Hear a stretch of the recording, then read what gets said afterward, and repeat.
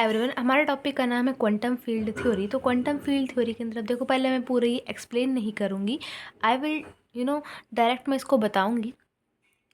तो डायरेक्टली तो quantum mechanics देखो, हमारे पास जो हमने पुरानी क्वांटम मैकेनिक्स जितनी भी आज तक मैंने आपको पढ़ाई है, आप लोगों ने खुद भी पढ़ी है, जितनी भी आपने पढ़ी है, तो उस क्वांटम मैकेनिक्स में ऐसा क्या है कि हर एक चीज़ जो है वो किसी मतलब पॉइंट में आके कांस्टेंट हो जाती है। लाइक मतलब जैसे हमने कुछ भी पढ़ा, जैसे पार्टिकल इन वन डायमेंशन, जितने हमने पार्टिकल्स पढ़े हैं, सिंगल पार्टिकल्स पढ़े हैं, वो कांस्टेंट हो जाते हैं। लेकिन क्वांटम फील्ड थ्योरी एक न्यू स्टडी है क्वांटम फिजिक्स की, एक अलग ही लाइन है ये क्वांटम की, जिसमें हम चीज़ों को देखते हैं जो टाइम के साथ जो है वो बदलती हैं। तो ये वो चीज़ बताइए इस पूरे पैराग्राफ में। आई होप आपको राइटिंग मेरी समझ आ ही जाएगी, इतनी भी गंदी नहीं है। बोल देती हूँ, जल्दी से बोल देती हूँ, ठीक है। Quantum mechanics we have discuss so far dealt with single particles और with system having field number of particles consequently we were able to consider only those physical system and physical phenomena in which number of particles remain constant। ये पुरानी quantum mechanics थी। It means quantum mechanics we have discussed earlier can not use to study, ये जो पहले वाली quantum mechanics है वो अब क्या नहीं कर सकती, can not use to study for the physical system and physical phenomena in which, उस फिजिकल सिस्टम और उस फिजिकल फिनोमेना को ये पुराने वाली क्वांटम मैकेनिक्स नहीं बता सकती, जिसमें पार्टिकल्स जो हैं वो चेंज हो रहे हैं टाइम के साथ, ठीक है। अब एग्जाम्पल ले रहे हैं, ये देखो पहला एग्जाम्पल दिए हैं इलेक्ट्रोमैग्नेटिक फील्ड का। सो इलेक्ट्रोमैग्नेटिक फील्ड कभी भी किसी मटेरियल पार्टिकल के साथ इंटरेक्ट करती है। मटेरियल पार्टिकल को तुम ले लो प्रोटॉन न्यूट्रॉन, ठीक है, इलेक्ट्रॉन प्रोटॉन न्यूट्रॉन ले लो। तो जब इलेक्ट्रोमैग्नेटिक फील्ड इंटरेक्ट करती है किसी भी मटेरियल पार्टिकल के साथ, तो इलेक्ट्रोमैग्नेटिक फील्ड को बोलते हैं क्लासिकली है, और जब मटेरियल पार्टिकल को बोलते हैं क्वांटम मैकेनिकली ट्रीट हो रहे हैं। तो ये चीज़ें जो होती हैं ये टाइम के साथ बदलती हैं, ठीक है। तो इसको तो ये यहाँ पे लिखा है electromagnetic waves treated classically such coordinates implies the number of particle system necessarily changes. तो ये सब चीज़ें जो हैं ये टाइम के साथ बदल जाती हैं, इसलिए इसको क्वांटम मैकेनिक्स नहीं बता सकती, इसको क्वांटम फील्ड थ्योरी बता सकती है। सेकंड एग्जांपल इन्होंने लिया है यहाँ पे बीटा डीके का। जब आपने बीटा डीके न्यूक्लियर फिजिक्स में पढ़ा, जब बीटा कभी भी डीके होता है, इसमें जो न्यूट्रॉन्स जो होते हैं वो टर्न कर जाते हैं प्रोटॉन को और एमिट करते हैं इलेक्ट्रॉन और एंटी न्यूट्रिनो। तो बट पहले थोड़ा सा बीटा डी के बारे में बताना है। फिर जब प्रोटॉन का भी, प्रोटॉन जो न्यूक्लियॉन्स लेते हैं ना, जब प्रोटॉन की बारी आती है टर्न होने की, तो न्यूट्रॉन ई पॉजिटिव वी ई यानी एंटी न्यूट्रॉन में बदल जाते हैं। तो ये चीज़ें जो है टाइम के साथ चेंज होती हैं। तो इसको क्वांटम मैकेनिक्स जो मैंने पहले पढ़ी वो नहीं बता सकती है, इसको वो क्वांटम मैकेनिक्स बता सकती है जो हम नहीं अब पढ़ने जा रहे हैं, क्वांटम फील्ड थ्योरी, ठीक है। सेकंड हम बात करेंगे यहाँ पे पेयर प्रोडक्शन और एनहिलेशन की।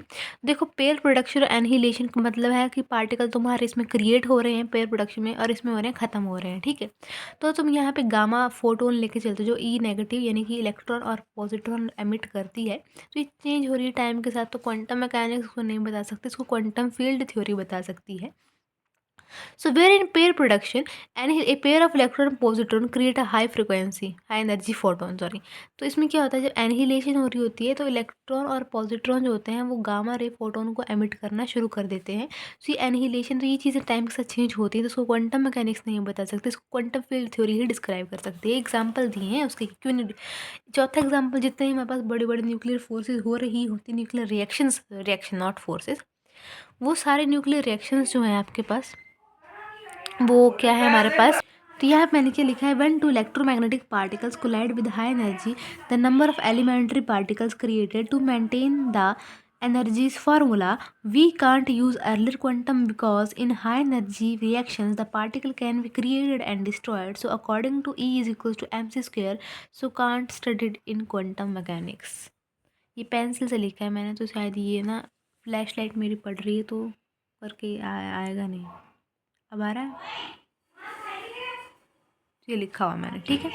अभी जितने हमारे सारे एग्जाम्पल पढ़े हैं हमने, हम यहाँ पे देख रहे हैं कि जो पुरानी क्वांटम मैकेनिक्स थी वो नहीं बता पा रही थी चीज़ें टाइम के साथ क्यों बदल रही हैं। तो हमने एक न्यू क्वांटम मैकेनिक्स को एक ऐसी नई क्वांटम मैकेनिक्स बननी चाहिए जिसमें हम देख सकते हैं कि पार्टिकल जो है वो टाइम के साथ चेंज हो रहे होते हैं।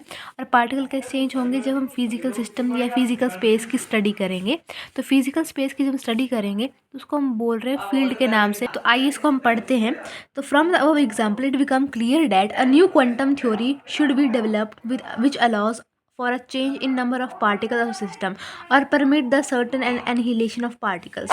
To understand how we can develop this new quantum theory, we first assume physical system in which total number of particle change with time. ठीक है, जो मैं आपको बताया. So even the system remain unaffected. Such system can be a field, इसको हम field बोलते हैं.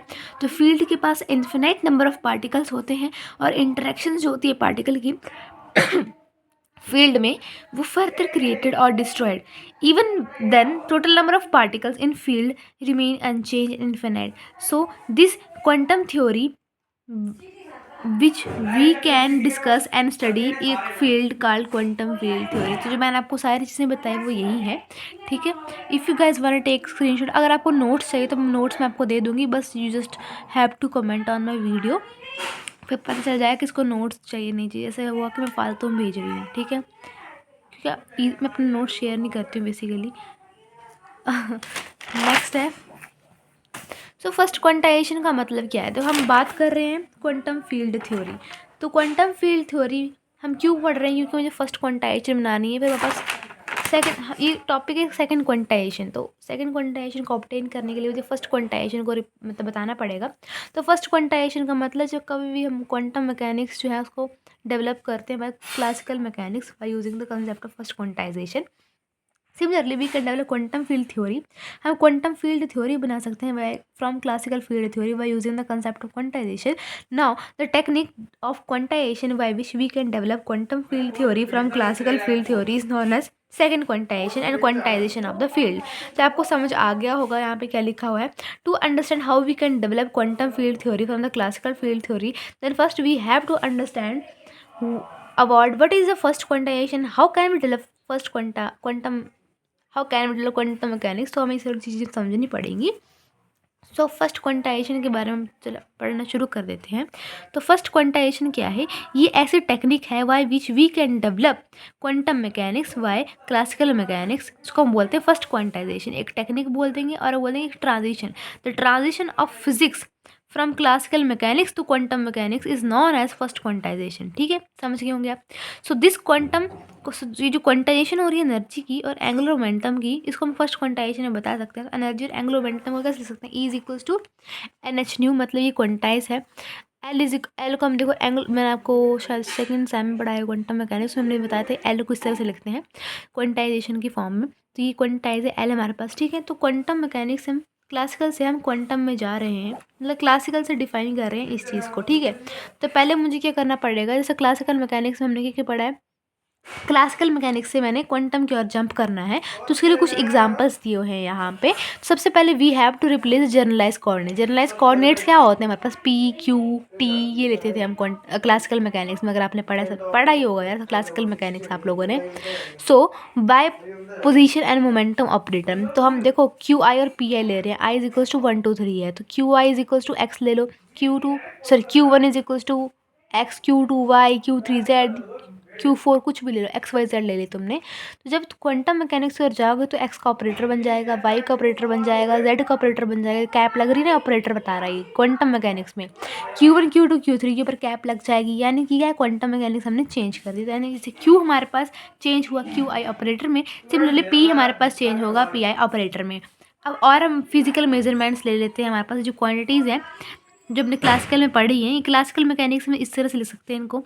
ये क्या है, लीनियर मोमेंटम, ये क्या है, काइनेटिक एनर्जी, पोटेंशियल है, ये हैमिल्टोनियन है. तो इसको हम इस तरह से लिख सकते हैं ऑपरेटर्स की फॉर्म में. ठीक है, आगे हम पढ़ेंगे we have to use Schrodinger equation in place of Lagrangian and Hamiltonian equation. जैसे हम लैग्रेंजियन एंड हैमिल्टोनियन इक्वेशन लिखते थे ना क्लासिकल मैकेनिक्स में, हम क्वांटम मैकेनिक्स में श्रोडिंगर इक्वेशन लिखते हैं. तो श्रोडिंगर इक्वेशन तुमको पता है क्या होती है, तो तुम यहाँ पे श्रोडिंगर इक्वेशन लिख दो. चौथा पॉइंट होगा हमारे पास पॉइजन ब्रैकेट्स. तो हमने पढ़ी पॉइजन ब्रैकेट क्लासिकल मैकेनिक्स में. ठीक है, जो कि ऐसे करली ब्रैकेट्स में लिखी जाती थी. तो क्वांटम में हम उनको रिप्लेस कर देते हैं बाय कॉम्यूटेशन रिलेशंस, यानी कॉम्यूटेशन ब्रैकेट से. तो क्वांटम में बस ये यहाँ पे ये ब्रैकेट चेंज हो जाएगी और 1/आयोटा एच कट यहाँ पे लग जाएगा. चौथा पॉइंट हमने पढ़ा है बस पॉइजन ब्रैकेट इससे लिख सकते हैं क्यों, सेम साइन की जीरो, सेम मतलब जो टर्म्स उनकी जीरो, जो डिफरेंट होंगी इसका डेल्टा आई जे बन जाता है. तो आई की वैल्यू ये है, जे की ये है। जब उनको रिप्लेस करते हैं क्वांटम मैकेनिक्स से तो ये ऑपरेटर का साइन लगेगा, ग्रीन ग्रीन से करना मैंने शो, ये ऑपरेटर का साइन है बेसिकली आप लोगों के पास, ठीक है। सो इस ठीक है, तो क्वांटम मैकेनिक्स में आयोटा एच कट लगा देते हैं हम यहाँ पे और डेल्टा आई जे हम यहाँ पे कर देते हैं। तो ये सारी जो चीज़ें मैंने आपको बता दी। अब हम जंप करेंगे सेकंड क्वांटाइजेशन टर्म क्या है हमारे पास, क्वांटाइजेशन हम इनको फील्ड बोलते हैं। तो कभी पेपर में सेकंड क्वांटाइजेशन आपको सॉल्व करने के लिए आया, अपने साथ ये सारा फर्स्ट क्वांटाइजेशन का बताना है। आप नंबर देख लेना कितने नंबर का है, उसके अकॉर्डिंग ही करना, ठीक है। ज़्यादा नहीं लिखते हैं तो टीचर इरिटेट हो जाते हैं। तो सेकंड क्वांटाइजेशन हम बताएंगे कि ये एक, पहले मैं आपको एक टेक्निक के अकॉर्डिंग डेफिनेशन बताऊंगी और एक ट्रांजिशन के अकॉर्डिंग बताऊंगी, ठीक है। तो ये ऐसी टेक्निक है जहाँ पे हम quantum mechanics, quantum field theory को डेवलप करते हैं by using classical field theory. Next है हमारे पास transition of physics from the classical field theory to quantum one is known as second quantisation. तो कभी कभी क्वांटाइजेशन फील्ड थ्योरी जो होती है उसको हम सेकंड क्वांटाइजेशन भी बोलते हैं, और second quantization can be possible by following technique. तो कुछ टेक्निक्स की हम बात करेंगे, बहुत ईजी है। We have to first replace the field variable. Field variable क्या होते हैं, वो होते हैं psi r of t and pi r of t. Psi r of t को हम क्या बोलते हैं, इसको हम डेंसिटी फंक्शन बोलते हैं, इसको हम एम्पलीट्यूड फंक्शन बोलते हैं। हम इनको चेंज करना पड़ेगा। क्लासिकली हम साई आर ऑफ टी को इस तरह से देख सकते हैं, और क्वांटम मैकेनिकली में उसमें ये ऑपरेटर लगा दूँ, कैप लगा रही ये ऑपरेटर, ठीक है। पाई आर ऑफ टी को हम कैसे लिख सकते हैं, डेंसिटी फंक्शन को हम कैसे लिख सकते हैं, इस तरह से क्वांटम मैकेनिक्स में इसमें ऑपरेटर लगा देते हैं, ठीक है। हम वैसे ही हम एक श्रोडिंगर इक्वेशन बनाना चाहेंगे साई आर ऑफ टी के लिए और पाई आर ऑफ टी के लिए। तो आइए श्रोडिंगर इक्वेशन कैसे बनती है हमारे पास, वो बनती है समीशन ऑफ के ए के टी यू के ऑफ आर, ठीक है, ए के ऑफ टी यू के ऑफ आर, ठीक है। जहाँ पे ये ए के ऑफ टी क्या है, इस चीज़ का एक्स वो होता है कॉफिशिएंट। जैसे हम एग्जाम्पल इक्वेशन ले ले 3x का स्क्वायर, सो एक्स स्क्वायर का कॉफिशिएंट क्या है 3। सिमिलरली यू के का कॉफिशिएंट ये रहा, और बाद में जो यू के होगा ये ऑर्थोगोनल होगा हमारे पास, सॉरी ऑर्थो नॉर्मल होगा। ऑर्थो नॉर्मल की कंडीशन आपने क्वांटम मैकेनिक्स पढ़ी है तो उसमें पता ही कैसे लिख सकते हैं हम इसको, तो थोड़ा सा इसको समझाने का था। ऑर्थो नॉर्मल का क्या मतलब है यहाँ पे। Similarly pi r of t के लिए श्रोडिंगर इक्वेशन लिखूंगी तो यहाँ पे ए के की जगह बी के कर देंगे और यू के की जगह हम वी कर देंगे, तो पाई आर ऑफ टी के लिए। आइए देखते हैं। सो जब मैं पाई आर ऑफ टी के लिए पढ़ने लगी,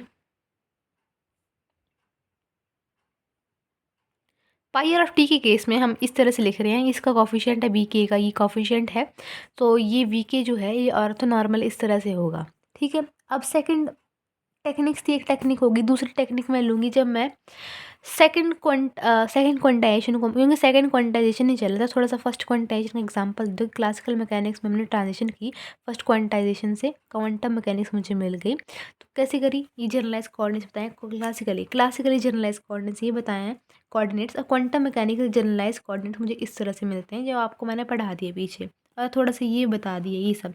अब हम बात करें सेकंड क्वांटाइजेशन की, तो सेकंड क्वांटाइजेशन में जब हम सेकंड क्वांटाइजेशन लगाते हैं तो मुझे किस तरह से मिलते हैं ये।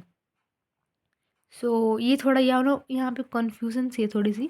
सो ये चीज़ मैं आपको नेक्स्ट पेज में बताती हूँ। जब क्लासिकल से हम क्वांटम की ओर जंप करते हैं सो मुझे क्या मिलते हैं, हम क्या करते हैं साई आर ऑफ टी और आर और मतलब एक वैल्यू का आर से सॉल्व करेंगे आर प्राइम से। साई आर प्राइम ज़ीरो होगा, पाई और पाई के साथ ये आर प्राइम ज़ीरो होगा। जब डिफरेंट डिफरेंट लगेंगे तो delta cube r minus of r of dash, ये इस तरह से लिखा जाता है क्लासिकली। क्वांटम मैकेनिकली ये कर देंगे, यहाँ पे ऑपरेटर ऑपरेटर ऑपरेटर ऑपरेटर लग जाएगा यहाँ पे, और यहाँ पे आ जाएगा आयोटा एच कट, यहाँ पे देखो आयोटा एच कट। सो अब थर्ड हमारे पास आता है पॉइजन ब्रैकेट्स। पॉइजन ब्रैकेट्स को क्लासिकली हम एफ एच इस तरह से लिख सकते हैं, क्वांटम मैकेनिक्स में हम इसके ऊपर ऑपरेटर, इसके ऊपर ऑपरेटर, इसके ऊपर ऑपरेटर, इसके ऊपर ऑपरेटर, इस तरह से हम इसमें लगा देते हैं। ये क्वांटम मैकेनिक्स के अकॉर्डिंग तो वही सारा एक्सप्लेन करा हुआ है यहाँ पे, ठीक है। Second quantization as we have seen that field function psi r of t and pi r of t of classical field theory are treated as operator, ये ऑपरेटर्स की तरह ट्रीट करते हैं। बट वी नो डैट ये जो field function है classical field theory में बहुत सिमिलर है वेव फंक्शंस के क्वांटम मैकेनिक्स के अंदर।